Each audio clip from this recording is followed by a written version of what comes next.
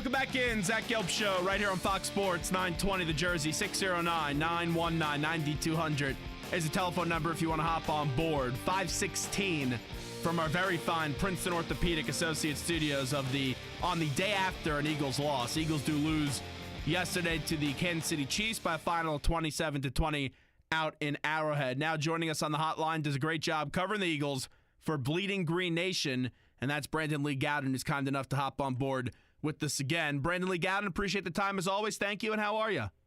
I feel like I'm going crazy, Zach, with this run game and everything going on that we're talking about the Eagles after this loss, but let's get right to it. Well, you look at this run game, the offensive line has not been good. I don't think they have a lot of good running backs on this roster, so I could understand the thought process of maybe throwing the ball a lot more than running the ball. But the thing I don't get, Brandon, is why you signed LeGarrette Blount and you don't run him yesterday in the game. Try to make some sense out of this one for me.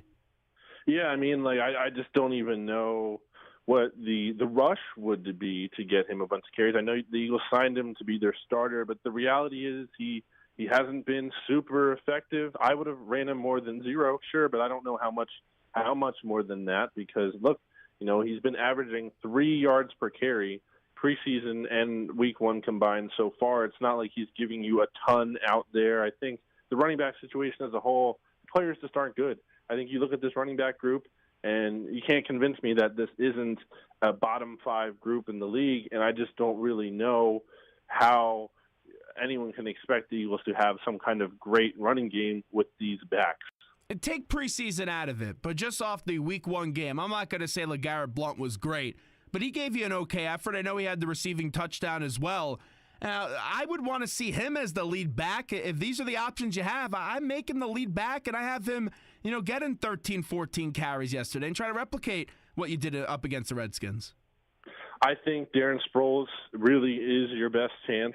I know he's not a lead back. You look at his career, for his career, he's averaging 4 carries per game. So he's not that kind of guy you're going to hand the ball to 20 times. I think the situation that the Eagles are in, LeGarrette Blount can be effective more so in a volume role. I think it's just a question of, do you really want to do that? And do you want to take the ball out of who the Eagles feel is their best player's hands in Carson Wentz? Now, obviously the Eagles are throwing the ball too much. There has to be some kind of more balance. Personally, though, I just don't think running the ball more is suddenly going to be the cure-all for this offense. I think, as I just said, the running backs are a big issue. I mean, go ahead, try to get LeGarrette Blount more involved. But again, he only had 3.3 yards per carry in week 1. So I just don't think there's this magical answer there waiting for them. How many times do you think they run the ball next week up against the Giants? I think it's going to be more than 13. but is it like more than 18, 19? Do we get into the 20s, or is this just going to be in the teens somewhere? I think hopefully, they are able to strike that balance. I think, again, it has to be there. Because you look at Carson Wentz, and he's currently on pace for not too few passes under 700 for a season. I think it's around 680, between 690, around there. And you look at last year, and he had the second most attempts of any rookie quarterback ever. It's too much. I said all offseason they need to get a running back in here. Not to be Ezekiel Elliott, that's unrealistic to expect to get a guy like that, but you look at the success that the Cowboys have had with relying on the run a little bit and giving Dak Prescott some help, and he attempted the third fewest passes last year, and all of a sudden you ask him to attempt a lot more like the Cowboys did against the Broncos yesterday, and he doesn't look so good. I think getting a running back for Carson Wentz would have been ideal, but the Eagles didn't do it, and now they're stuck with what they've got. We all know the quarterback of Carson Wentz. To me, I think he's going in the right direction, and I thought he had a good game yesterday, as there's some things he needs to improve on. Absolutely held on to the ball a little bit too long yesterday. The turnover was costly, but I'll get back to it. With an offensive line that was not great yesterday, a run game that gave you nothing, and throwing the ball 46 times, for a second-year quarterback, he's going to be bound to make some mistakes. So with all that being said, how do you evaluate Carson's play yesterday in the game? Yeah, I mean, when you look at it, the reality is I feel like he kept them in that game for most of the game. He accounted for literally 95.95% of the team's total offense with his passing and then 55 rushing yards as well. You can look at you rewatch the game and you see there were so many plays on third downs where Carson Wentz comes up with a big play on 3rd and 8 or 3rd and 10, where the offense, because there's no great running presence or for whatever reason that they're stuck in those situations, and it's Carson Wentz who kind of bailed them out on a couple times. Obviously, he had some throws that he wished he could have back. That's almost any game with him, especially to start the season here. He hasn't been perfect, but I think you look at this team and you look at him, and I think they're ascending, as you said there, Zach, because he's showing improvement and he's looking like a legitimate franchise quarterback. And other players, quite frankly, are even realizing that. You saw after the game that some of the Chiefs players were comparing him to Big Ben or a little bit slower Michael Vick, and a bigger Michael Vick. So there's a reason players have respect for him like that. And I think it's because, people in the media and maybe us don't always realize it and see it, but players on the field do. Isaac wasn't good yesterday, neither was Kelsey. Through the first 2 games of the season, give me some specifics on what you're seeing out of this offensive line so far. Yeah, with Samalo, 4 sacks is, it's benchable, really. And it sounds like Doug Peterson's going to stick with his guys based on what he said in this press conference on Monday. But Samalo hasn't played well. He didn't play in the Washington game either. And Kelsey has been a concern for the past 2 seasons now. He didn't really play well. There's things that Jason Kelsey does do well in terms of getting out to the second level, being athletic, and being able to make those kind of blocks. But when it comes up to holding up at the point of attack, he's a smaller center for his size, and these bigger interior defensive linemen give him trouble, as the Eagles have seen for a while now. But for whatever reason, the Eagles feel like he's the guy at center. They like his ability to make the calls and pass protection and his repertoire with Carson Wentz. So they're sticking with him. They're sticking with Samalo, who was a 3rd-round pick last year.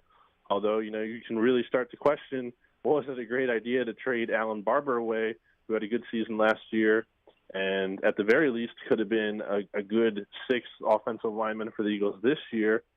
They only traded him to Denver for a conditional 7th. Now they don't have him. And now, as you said, these guys are struggling, and it's having a trickle-down effect on the whole offense. If you put Wiz or if you put Chance, and I know Chance wasn't active yesterday, but if you put one of those 2 in the game, how do you think they would have fared yesterday? I think it's better. I don't think, Wisniewski is all of a sudden some Pro Bowl guard there, but I think when it's Samalo playing the way he has, it's just not good enough. And I think it's only a matter of time, really, that you can keep Samalo in.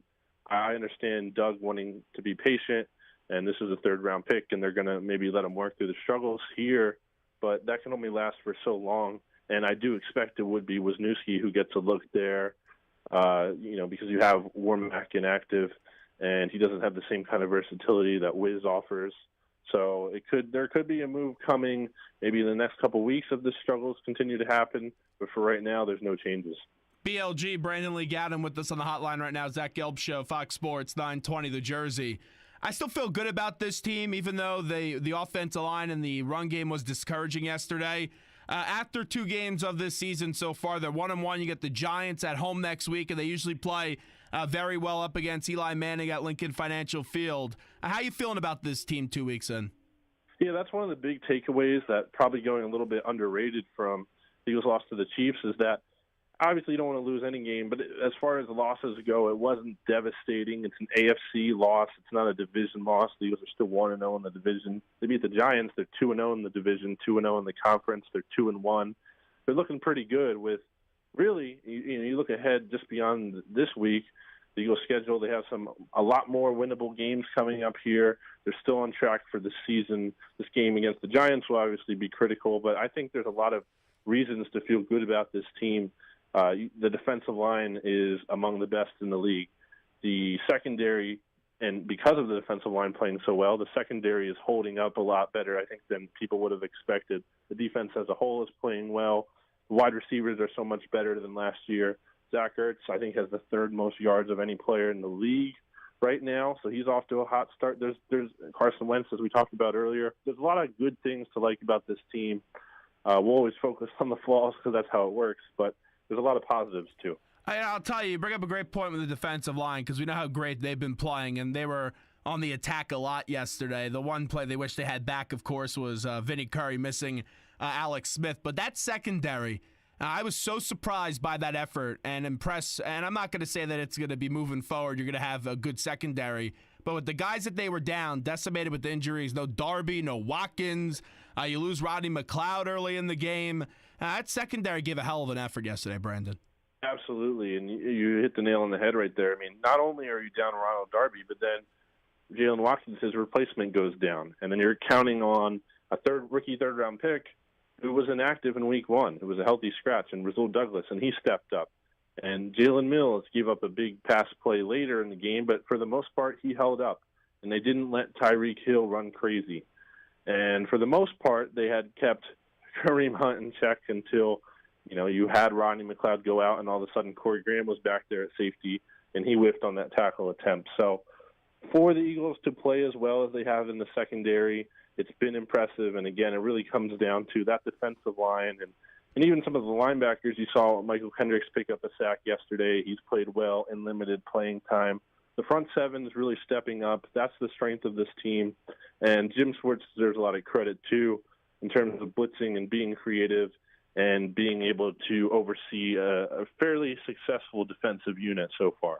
Yeah, I look at Douglas yesterday, and I thought they were going to take a deep shot right away. They went short, and Douglas makes that big tackle. But it makes you wonder, being productive yesterday, being a third-round pick, why wasn't he active for week one up against the Redskins? Yeah, just based on what I had seen from training camp and watching him in practice, he just didn't look ready to me, to be honest. I've seen him getting burned by David Watford, who was a wide receiver transferred from quarterback last year on the practice squad. So when you see something like that, it's not a very encouraging sign for a rookie, but maybe Raziel Douglas has made progress since then. The coaches have surely said that. And maybe he just needed some game action to really be able to prove himself, and he did just that against the Chiefs on Sunday. I still have some reserves about his long speed. I thought that play you were referring to there, Zach, was really going to be a setup where, all right, they throw it to Tyreek Hill short. Raziel Douglas comes up and he breaks on the ball and he makes a good tackle, and all of a sudden they go back and then they take the deep shot, and Raziel Douglas bites on the double move. I was fully expecting that. We didn't see it. I still think it's a concern moving forward, but you have to give credit for the way Douglas really stepped up and was thrown into the fire. Let's get to the wide receivers, and I'll throw Ertz in there. I know he's a tight end, but Ertz, I think, is going to have a career year this year, and I know you mentioned the yards. He just seems like he's going to get a lot of those numbers that went to Jordan Matthews. But the rest of this receiving unit, they went to Alshon early. Torrey Smith had some crucial drops in the first half, bounced back in the second half. Aguilar gets that one catch at the end with the touchdown. This wide receiver unit, including Ertz in that, how do you evaluate it so far? Definitely, I mean, this isn't a high bar by any means, but definitely improved from last year. You saw Alshon Jeffrey had certainly a much better game than he had in week one, being pretty productive, had the touchdown reception. Obviously a tough guy to cover. Torrey Smith, the drops are really costly. He still had 66 yards, so he contributed in some fashion. He had a couple good catches. The drops have to be fixed. You can't be dropping those, especially the potential touchdown. Nelson Aguilar is really quiet despite playing 55 snaps. But, you can only spread the ball around so much. He played 55 snaps yesterday? That's right? I believe so. Wow. It didn't seem that way. It didn't seem that way. He had the touchdown at the end. And I think the main guy, as you said there, Zach, is Ertz. I mean, He is the guy that Carson really has the chemistry with. He's a guy that he feels like, Carson feels like that's a guy he can rely on, and we've seen it. And apparently he can also rely on him when the ball gets tipped in the air and you need someone to make a fluke catch down the sideline. Wrapping up with Brandon Lee Gowton right now on the Zach Gelb Show from Bleeding Green Nation right now on Fox Sports 920 The Jersey. I just want to get back to something from last week, and I thought your coverage on it was brilliant, and that's Shaun King just trying to destroy Jeffrey Lurie and not reading the full quotes. I didn't like what Marcus Hayes did. He didn't take that full quote on Philly.com, but then Shaun King, and I know he told me on Twitter on Friday that he read the entire quote, but I just don't see how he read that entire quote when, he said, Jeffrey Lurie said that there's no way the Eagles would sign Colin Kaepernick when Jeffrey Lurie legit said, I don't know, because they like their quarterback situation right now. How about that whole incident from last week? Because that was really, it was absurd, with the race things that were being thrown around to Jeffrey Lurie, who really, I didn't think he did any wrong in the 4 questions that he answered. Yeah, I mean, the Eagles posted the transcript themselves. They had the full quotes there, unedited, unlike a certain Daily News article, which is really just ridiculous because the writer of that article said that he didn't think it was relevant to include in and of itself. Yeah, that's what I don't get. Like, I always think Marcus Hayes is entertaining and he's controversial. And I tell him that every time he's on this show. But for him not to think that that wasn't a big deal and that didn't change the meaning of the quote, I just don't get it. I mean, it clearly did because you saw the reaction to it. And I just think that's really it's a really big disservice to everyone involved. I mean, no matter how you feel about this Kaepernick thing, I think Shaun King, it kind of for him to just jump out and do that, it kind of misrepresents or at least takes away maybe from some of the things he does that are positive. Because when you react to things like that and it's all sensational and there's no vetting or there's no full context or full information brought up, it kind of just gets sensationalized. And when you're a guy like Shaun King and you have a big Twitter following like he does, I'm seeing all of a sudden someone like Gabrielle Union, another person with like 3 million followers retweeting him, and it's just like this misinformation, I should say, is getting spread out there. So it was good, I think, on Malcolm Jenkins to really step up here, and he pretty much said, he stands with what Jeffrey Lurie said, and we all know Malcolm Jenkins has been a big proponent of Colin Kaepernick and the message that Kaepernick stands for. So I got to give a lot of credit to Malcolm Jenkins to kind of stepping up here and trying to clear the air. All right, let's end it on this with Brandon Lee Gowton. Giants and Lions tonight. Who do you like in this football game? I just don't think the Giants are very good. I think that offensive line is a big issue. As far as I know right now, we still don't know 100% if Odell Beckham is going to play. Sounds like going to be a game-time decision again. If he's not playing, I mean, I don't know how you could take the Giants. I just don't think they have it offensively. The offensive line doesn't look great. Eli kind of just looks washed, honestly. But who knows? It was only one game against the Cowboys last week. I don't want to overreact to that too much. But personally, I just don't think this Giants team is that great. We'll see. With that being said, chances in your mind that the Eagles could win the NFC East this year? I think right now, and it's 2 weeks, so it's very, very early, but I think they've played the best football out of all the teams so far. They beat Washington. We saw Dallas get destroyed by the Broncos, and I don't think the Cowboys looked that great against the Giants, even though they beat them. And obviously the Giants didn't look good last week. So I think the Eagles have played the best football. They lost to the Chiefs, yes, but that was a team at Kansas City. They went up into New England and they beat your Patriots, Zach, pretty good. They did. And so I think for them to hang in tough on the road in KC, I think the Eagles are playing the best football out of the East so far. BLG, you're the best. We appreciate it. Let's do it again real soon. Thanks, man. Brandon Lee Gowton from Bleeding Green Nation. All right, let's talk about Shaun King for a little bit. And that's the last time we're going to talk about it this week because I gave you my opinions on it last week. So over the weekend, it's actually Friday, I'm at the Temple UMass game, which, by the way, Temple needs to beat UMass by more than what they did. So I wasn't that satisfied with the result. But I see a tweet from Shaun King, and give credit to Malcolm Jenkins because Malcolm did talk to Shaun, and Malcolm did support Jeffrey Lurie. And Shaun King sends out a tweet that says, while I'm still troubled by some of what I read, Malcolm and I agreed that a local reporter willfully misrepresented Lurie in an article. So I quote tweeted that, and I said to Shaun King, but on such a serious issue, why didn't you do your research and go read all the 4 quotes before going on a tirade against Lurie? So I'm sitting in the press box, and we're seeing Temple not score enough up against UMass and whatnot. And the next thing I know, I get a response from Shaun King. It's like, all right, let me see what he had to say. He responds back saying, I did read the quotes. I still have several problems with what Lurie said. Are you an Eagles fan? I asked subjectively, it affects this issue. Well, if you just heard from Brandon Lee Gowton, and I don't have any animosity towards the Eagles. I like when the Eagles do well because it's good for this show. But I am a Patriot fan. So I responded back to Shaun King. I'm a Patriots fan. You read all 4 quotes originally before all your tweets yesterday? Another question.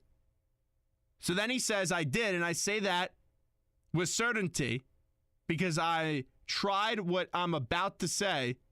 10 people read those quotes and get 10 different meanings.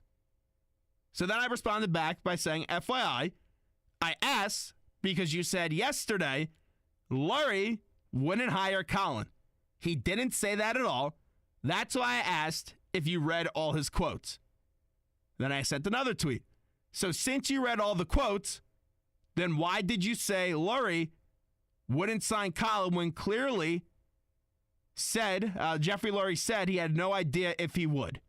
Shaun King then responded back saying, email me in my bio. Again, I see him saying clearly that he wouldn't, in those quotes, take care, man.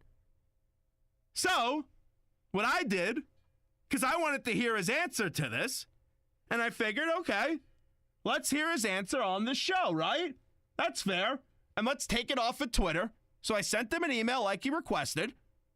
Take it off Twitter, because when you get with these issues with such great sensitivity, you want to make sure that there's no character limits. So what I did was I went to the email during the game. Let me pull it up right here. And I sent an email to Shaun King via his address on Twitter. And where he said you could send it to, which is public. It's news@ShaunKing.org. So I wrote this as follows. Shaun, this is on Friday night at 11:37. That was after I did my responsibilities at the Temple UMass game reporting for the station. I wrote, Shaun, Zach Gelb here from Fox Sports 920 The Jersey. We exchanged some tweets tonight and you told me to email you. I would like to continue our conversation on my radio show. How does Monday work? I think it would be more beneficial than on Twitter. Please let me know if interested and we can arrange a time for Monday. Could do 5:15 p.m. Eastern time if interested on Monday. Thanks, Zach Gelb. So I sent that at 11:37 on Friday night. I got to find better things to do on my Friday night, by the way. But Saturday, no response. Sunday, no response. What time is it now, boys and girls, children of all ages? 5:38 on Monday. So Shaun King asked me to email him. I emailed him. And he didn't respond back. Now, if you don't want to come on this radio show, that's one thing. You don't want to have a conversation about this, which he never shies away from having conversations, that's one thing. But at least when you tell me to email you, get back to me. If you want to say, I don't want to do the radio show, then just tell me that.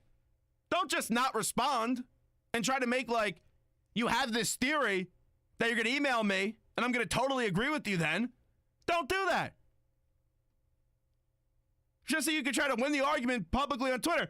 The fact is, I still don't believe that you read all Jeffrey Lurie's 4 quotes before you went on that tirade against him. Because if you did, there's no way that you could come away with the opinion that Jeffrey Lurie said that, hey, he wasn't going to sign Colin Kaepernick. Because he never, ever said those words in that press conference. All you got to do is admit you're wrong. All you got to do is just simply say, you just read Marcus Hayes' article, and Marcus Hayes did not put the entire quote in there, and you quickly just went to Twitter, to just lambaste the owner of the Eagles without reading all 4 of the quotes. Because I really don't believe that he read it. Because if Jeffrey Lurie said something so controversial in this issue, I would have been irate about it. But he didn't say anything controversial. He didn't. He didn't say anything ridiculous. He didn't say anything outrageous. But he got blasted for it. And that is a problem that we have.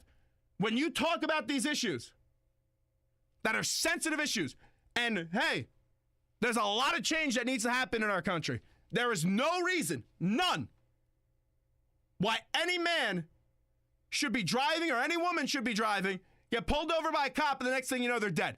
No reason for that. But when we're talking about accusing people or implying that people are racist, you can't just throw that out very easily. You need to make sure you know what you're talking about. And you need to make sure that that person has racial bones in their body.